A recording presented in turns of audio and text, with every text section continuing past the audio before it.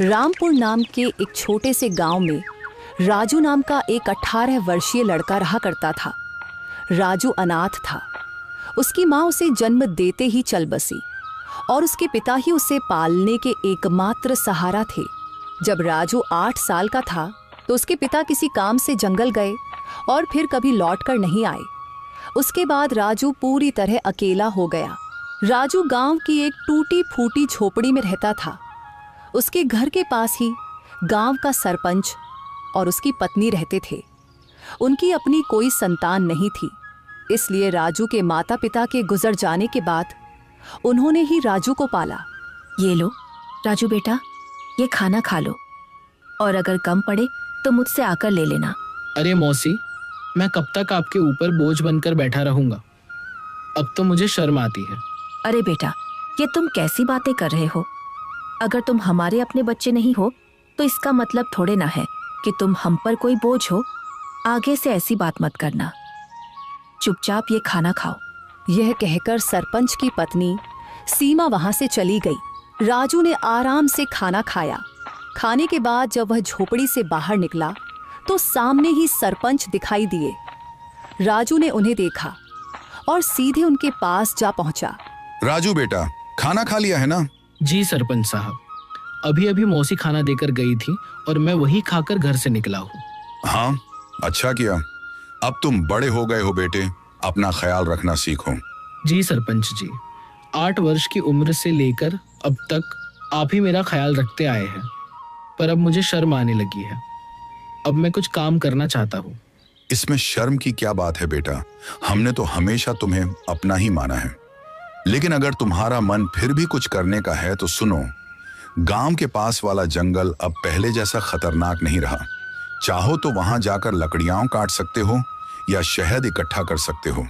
जी सरपंच जी, मैं कल ही जंगल जाऊंगा। अब समय आ गया है कि मैं अपने लिए और आपके लिए कुछ कर दिखाऊं। अगले दिन राजू एक कुल्हाड़ी लेकर जंगल की ओर चल पड़ा। कुछ ही देर में वह जंगल पहुंच गया।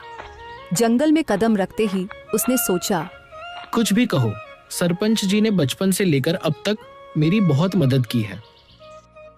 अब समय आ गया है कि मैं अपने पैरों पर खड़ा होकर दिखाऊं और अब मैं उनकी सेवा करूं ताकि उन्हें अपनी संतान की कमी महसूस ना हो और वे हमेशा खुश रहें। अभी राजू ये सोच ही रहा था कि अचानक उसकी नजर एक कोयल पर पड़ी जो उसे बड़े ध्यान से देख रही थी। अरे, यह कोयल मुझे इतनी गौर से क्यों देख रही है? इसका आकार तो बाकी कोयलों से बड़ा है और देखने में भी यह कुछ डरावनी लग रही है। राजू ने अभी इतना ही कहा था कि तभी कोयल उड़ती हुई उसके पास आ गई और इंसानी आवाज में बोली, मैं तुम्हें भली भांति पहचानती हूँ। तुम्हारा नाम राजू है और तुम मोहन के बेटे हो।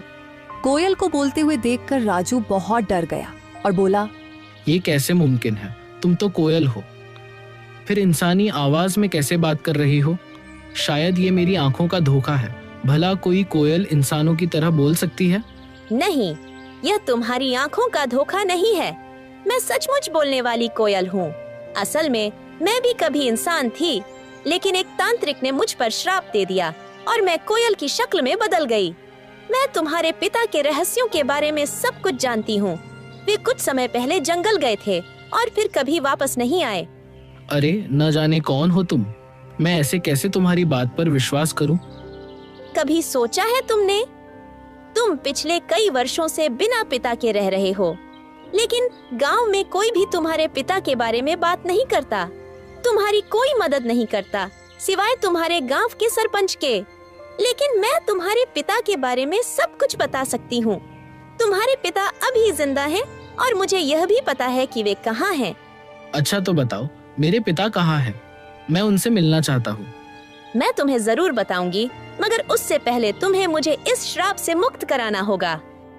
राजू को न जाने क्यों उस कोयल से डर महसूस होने लगा। अरे, मुझे तो लगता है कि यह कोई राक्षस है जो मुझे अपने जाल में फंसा रहा है। इससे पहले कि यह मुझे नुकसान पहुंचाए, मुझे यहाँ से भागना होगा।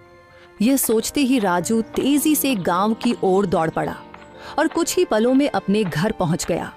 घर पहुंचकर राजू हांफते हुए बोला, अरे बाप रे, ये जंगल तो बहुत खतरनाक है। यहाँ तो जानवर भी इंसानों की तरह बातें करते हैं। मुझे तो लगता है कि वह जरूर कोई राक्षस था। मैं अब कभी उस जंगल में नहीं जाऊंगा। अभी राजू ये सोच ही रहा था कि उसी समय सरपंच की पत्नी उसके लिए खाना लेकर आ गई और राजू को घबराया हुआ देखकर वह बोली, अरे राजू बेटा, ये घबराए हुए क्यों हो? और तुम्हें पसीना भी आ रहा है। सब खैरियत तो है ना? कुछ नहीं मौसी, बस थोड़ा सा सिर दर्द हो रहा था। अरे बेटा, अगर तबीयत ठीक नहीं है तो काम मत करो। लो, पहले ये खाना खा लो और थोड़ा आराम कर लो। राजू ने मौसी से सर दर्द का बहाना बनाकर सच्चाई छिपा ली। मौसी ने ज्यादा सवाल नहीं किए, बस खाना उसके हाथ में दिया और धीरे से कमरे से बाहर चली गई। राजू ने खाना खाया और सो गया। अगली सुबह जब राजू नींद से जागा तो उसके मन का डर समाप्त हो चुका था। वह अपने आप से बोला, अरे शायद मैं कल उस कोयल को बातें करते देखकर कुछ ज्यादा ही डर गया था, लेकिन अगर सोचूं तो उसकी बातों में सच्चाई नजर आती है। वह कोयल मेरे पिताजी के बारे में जरूर कुछ जानती है और यह भी सच है कि गांव में कोई मेरे पिताजी के बारे में बात नहीं करता। जब भी मैंने सरपंच जी से अपने पिताजी के बारे में पूछा, उन्होंने हमेशा बात टाल दी। बस इतना ही कहा कि मेरी माँ जन्म देते ही चल बसी और मेरे पिताजी कई साल पहले जंगल गए थे, जो फिर कभी वापस नहीं आए। मुझे उस जंगल में जाना चाहिए और उस कोयल को ढूंढकर अपने पिताजी के बारे में पूछना चाहिए। यह कहकर राजू जंगल की ओर चल पड़ा और कुछ ही देर में वह जंगल के उसी स्थान पर जा पहुंचा जहां कल उसे वह कोयल मिली थी। वह कोयल वहां पहले से ही मौजूद थी और राजू को देखकर उड़ती हुई सीधा उसके पास आ गई। मुझे पता था कि तुम जरूर आओगे, क्योंकि तुम भी अपने पिताजी मोहन की तरह ही बहादुर हो। मैं सिर्फ इसी वजह से आया हूँ क्योंकि मुझे अपने पिताजी से मिलना है। तुम कह रही थी कि तुम मेरे पिताजी के बारे में जानती हो, तो बताओ मेरे पिताजी कहाँ हैं? मुझे उनसे मिलना है। कल मैंने कहा था कि इसके लिए पहले तुम्हें मुझे इस श्राप से मुक्त कराना होगा, लेकिन तुम चिंता मत करो, मैं तुम्हारी मदद करना चाहती हूँ। तुम मुझे अपना दोस्त समझो। मैं जानती हूँ कि तुम बचपन से ही गरीबी से जूझ रहे हो और कभी-कभी इस बात पर तुम्हें शर्म भी आती है। यह सुनकर राजू उदास होकर बोला, हाँ, तुम बिल्कुल सही कह रही हो। मैं सचमुच गरीब हूँ। बचपन से ही सरपंच जी और उनकी पत्नी ने मुझे पाला है, लेकिन अब हर वक्त उन पर बोझ बनकर रहना मुझे अच्छा नहीं लगता। मैं चाहता हूँ कि अब मैं खुद कमाऊं, ताकि वे दोनों चैन से बैठकर खाएं और खुश रहें। अगर तुम चाहो तो मैं तुम्हें धन कमाने का रास्ता दिखा सकती हूँ। अच्छा, मगर वह कैसे? तुम मेरी मदद कैसे कर सकती हो? मैं इस जंगल के सारे रहस्यों को जानती हूँ। आओ मेरे साथ चलो।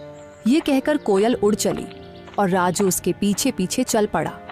चलते चलते कोयल राजू को एक गुफा के अंदर ले गई।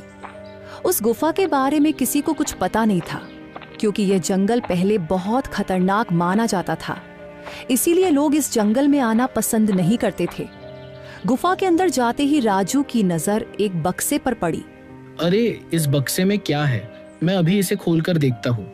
जब राजू ने उस बक्से को खोला तो उसमें बेहिसाब हीरे जवाहरात निकले। उन्हें देखकर राजू हैरानी से बोला, अरे बाप रे, इस बक्से में तो ढेर सारे हीरे जवाहरात हैं। ये सब सामान किसका है?